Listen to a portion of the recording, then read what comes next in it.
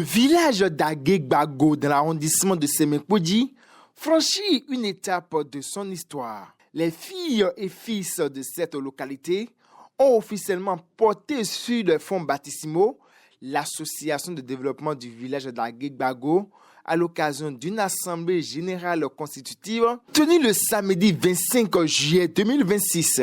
La cérémonie s'est déroulée en présence des autorités administratives, communales traditionnelles, le commissaire central de l'arrondissement de Sémékodi, ainsi que de nombreux habitants venus témoigner leur engagement pour l'avenir de leur communauté. À travers la création de cette association, les populations affichent une ambition, celle d'unir leurs forces afin de défendre les intérêts du village et accompagner les autorités dans la recherche de solutions durables aux nombreux défis auxquels Agué-Gbago est confronté. Parmi les priorités figurent notamment le lotissement et le recasement des zones concernées, l'ouverture des voies et artères, l'extension du réseau électrique, l'accès à l'eau potable, ainsi que la réalisation d'infrastructures socio-communautaires indispensables au développement du village. Prenant la parole, le président du comité préparatoire Jean-Luc Renou a d'abord invité l'assistance à observer une minute de silence en mémoire de toutes les personnes qui, de leur vivant, ont œuvré pour le développement d'Agué-Gbago. Il a ensuite exprimé sa gratitude aux autorités présentes pour leur accompagnement, tout en saluant l'engagement des membres du comité préparatoire qui ont contribué à l'aboutissement de cette initiative. Selon lui, Agué-Gbago accuse un important retard en matière de développement. Je remercie mes frères et sœurs qui ont pris part à cette assemblée générale et qui ont une confiance en moi et qui m'ont confié la présidence de cette association. C'est vrai, dans la commune de Sémékodi, le village Agué-Gbago est un village marginalisé, un village qui souffre vraiment de manque des infrastructures et de beaucoup de choses. Je pense que cette association dont la présidente m'a été confiée va faire beaucoup de travail pour changer les donnes, pour que désormais la communauté soit quand même placée et que tout ce qui nous manque comme d'infrastructures nous soit créé pour le bien-être de la population. Je pense que vous avez su le dire, une seule hirondelle ne peut pas faire le printemps.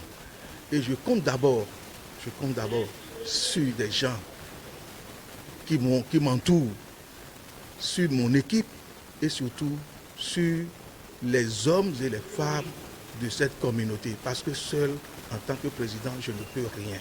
Nous avons d'abord la ressource humaine. Nous avons aussi certains atouts qui peuvent nous aider à changer les donnes dans ce village. Et je compte beaucoup sur la nouvelle équipe communale et aussi sur l'équipe gouvernementale dont je salue par le passage son Excellence M. Wadayi Romiad, le président de la République. Et j'ai un dernier mot, c'est à l'endroit toujours des autorités de ce pays, parce que sans eux, nous ne pouvons rien. Et nous les demandons à cœur ouvert de nous accompagner dans cette marche pour que notre village soit quand même un village phare dans la commune de Sémékodi. Je vous remercie. Représentant le maire de Sémékodi, le chargé de mission Médard Rodéou a salué la naissance de cette organisation citoyenne. Il a exhorté les populations à privilégier l'unité, la solidarité et le travail collectif afin de faire de cette association un véritable levier de développement. Le maire de la commune de Sémékodi a souhaité être avec vous ce matin, mais compte tenu de son agenda très chargé, il m'a dépêché de le représenter. Donc c'est à ce titre que je prends la parole pour vous remercier pour les tâches accomplies jusqu'à ce niveau. Nous savons que ce n'est pas facile de mettre sur pied une association de développement. Au début, tout le monde est animé par la passion de bien faire quand même. mais au finish, tout le monde ne travaille pas comme il faut. Et je prie Dieu que vous ayez le courage, la détermination, l'envie d'aller très loin, surtout par rapport aux tâches qui vous attendent dans le village d'Agué-Bago. Que Dieu vous bénisse. Amen. Dans le même élan, le représentant du deuxième adjoint au maire de Semekpodi, Takpinu Abraham Yewenu, a réaffirmé la disponibilité de l'autorité communale à accompagner les initiatives allant dans le sens de développement harmonieux des villages de la commune. Il a invité les responsables de l'association à travailler dans un esprit de dialogue permanent avec les autorités. J'ai suivi avec la plus grande attention l'allocution lumière du premier responsable. Il a, avec justesse, de lucidité, dépeint la situation qui prévaut dans votre localité. Les défis liés au recasement et au lotissement, le manque d'infrastructures routières, la vétusté du réseau viaire, la carence en eau potable et en énergie électrique. Il en ressort qu'en dépit de sa position géographique privilégiée au sein du développement de la commune de Semekpodi, village Koji, village Bago, souffre d'un déficit criard en infrastructures socio-économiques de base.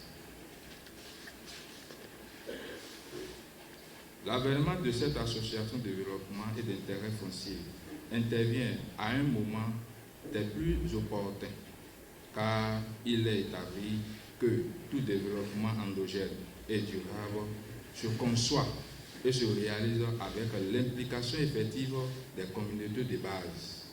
Le conseil communal, sur le leadership de M. le maire, a pris acte de vos légitimes préoccupations.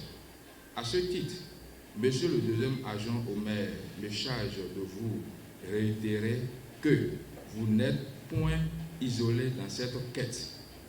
L'association qui voit jour aujourd'hui pourra compter sur l'accompagnement de la mairie.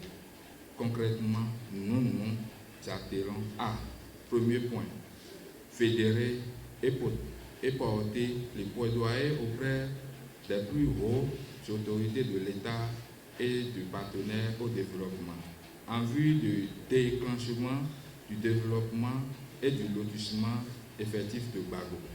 2. Œuvrer à l'inscription graduelle de vos doléances prioritaires dans les instruments de programmation et d'investissement de la commune. 3. Apporter un appui technique au bureau de l'association pour la mobilisation des ressources et le montage du projet et structure dans le secteur de l'eau, de la route, de l'éducation et de la santé. La tâche qui nous incombe à cet acte ardu, mais ainsi que le dit l'adage, à cœur vaillant, rien d'impossible. Présent à cette assemblée, le conseiller communal Valentin Assinou a également apporté son soutien à l'initiative. Il a insisté sur la nécessité de mettre en place un comité dynamique et représentatif capable de conduire les actions de développement avec efficacité et transparence. Vous êtes les premiers de cette démarche. C'est vous qui avez commencé. Certainement, vous faites face à certains défis. Vous avez certaines préoccupations particulières que vous devez régler. Et c'est pourquoi vous avez couru plutôt tous les autres villages pour expliquer votre association de développement. C'est un honneur pour vous, c'est un honneur pour nous-mêmes. Vous avez dit que nous avons des gens qui pensent au développement, des gens qui sont sérieux et qui savent qu'ils doivent faire le premier pas avant que les autorités ne viennent. Applaudissez une fois pour vous. Nous sommes très fiers de votre démarche.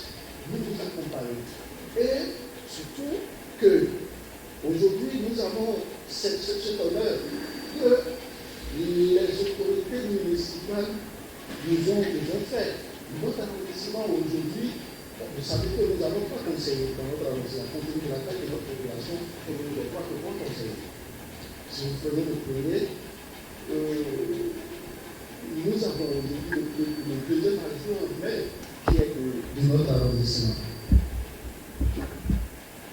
Nous serons concernés comme CA. Et moi, je suis aujourd'hui le président de la commission des affaires domaniales et environnementales. Et en fait, de surcroît, il y a encore 2 semaines, la commission qui va se charger de la gestion foncière dans toute la commune est encore envoyée à l'arrondissement, toujours en ma personne. Cela veut dire que cette association-là, c'est mon association.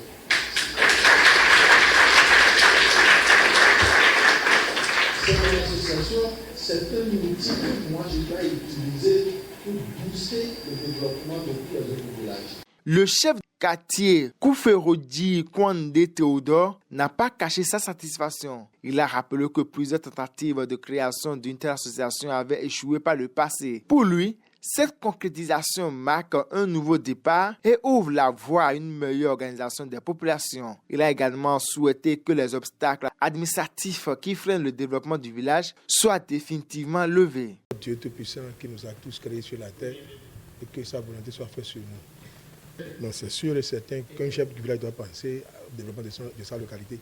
À mon souhait qu'ils aient la chance aussi de trouver la faveur au niveau des autorités supérieures à mon niveau pour que l'aide soit un peu favorable à leur niveau et que les opportunités les s'ouvrent pour qu'ils puissent m'aider aussi à œuvrer pour l'ouverture des infrastructures pour ma nation et pour mon village.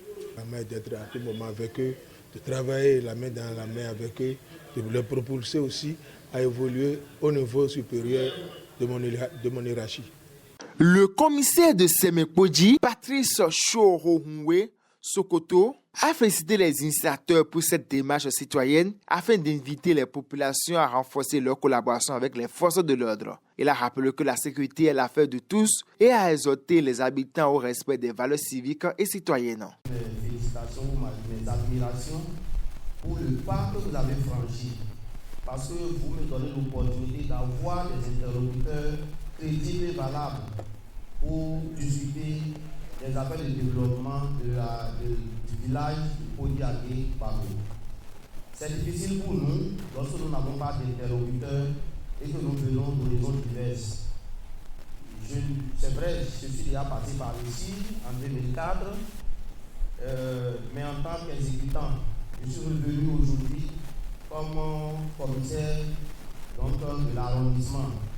Et le travail n'est pas le même. Ce que je retiens de la commune, en premier lieu, et je voudrais vous exhorter, donc, c'est une exhortation, c'est la culture de la non-dénonciation que nous avons ici. Même si ça brûle chez le voisin, on ne sait pas dire c'est telle personne qui a bu le feu. Mais pour la sécurité, ce n'est pas trop intéressant. C'est lorsque ça nous arrive à nous-mêmes qu'on commence à dire la fois passée, il avait fait ça chez telle personne. Ce n'est pas bien. Je vous exhorte donc à donner les informations dont la commune a besoin pour sa sécurité. Nous avons fait un travail de nettoyage il y a quelques mois où nous avons envoyé un certain nombre, beaucoup le savent, en prison, mais qui sont en train de sortir déjà. Alors, ces gens ont commencé par nous troubler. Est-ce que nous allons attendre qu'ils viennent nous blesser avec leurs armes avant de dire ils sont à tel endroit, ils sont à tel autre endroit? C'est le moment de dire tel est sorti de prison, il est dangereux et nous voudrions vous solliciter pour que vous ayez un œil sur lui. Si nous on sait que l'intéressé est à tel endroit, nous saurons quoi faire. Donc il vous revient de nous donner l'information. Le village a une particularité, c'est qu'il a tout au moins 2 ghettos connus de chacun de nous. De ce ghetto, vous allez constater que dans cette semaine, nous les avons rendu visite. Certainement que le CV en sait quelque chose. Nous les avons rendu visite. 3 personnes sont gardées. Nous ne savons pas la suite à donner au niveau du parquet. Nous ne sommes pas magistrats, mais nous allons les présenter le lundi prochain. Alors, c'est sur la base d'informations que nous intervenons. Si vous ne nous dites pas qu'ici, vous avez des difficultés, que dans tel autre coin, vous avez tel problème, nous, on ne saura pas.